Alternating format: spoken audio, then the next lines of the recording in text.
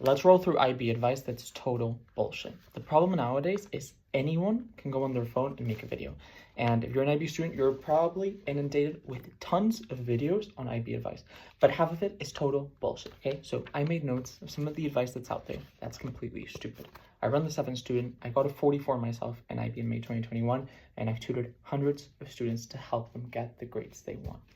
The first one, you have to study smarter, study more efficiently.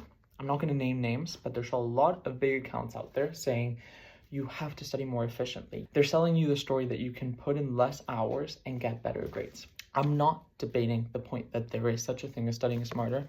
There is. The problem is you cannot learn how to study smarter from someone else. Learning about new techniques is useful. Getting advice is useful. But at the end of the day, the problem is every student learns differently. So trying to copy someone else's study technique to your own study style is just not going to work, okay? So what they're selling you is a hoax.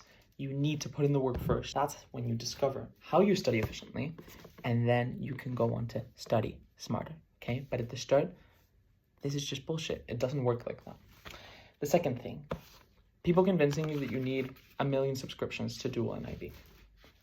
I'm guilty of this. I promote Revision Dojo and Revision Village, and I have a mentoring agency myself. These things are useful. I'm not saying they're not, otherwise I wouldn't promote them. But they're not necessary, okay? Don't fall into the trap of believing that you need these. If you're falling behind, you think you could use extra resources, by all means go ahead.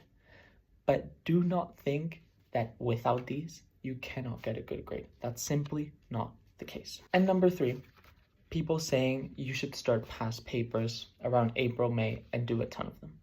No. I agree about doing a ton of them, but you shouldn't start that late, okay? When you start that late, you've already lost. You should be starting past papers. If you're in DP2, now, as in right now.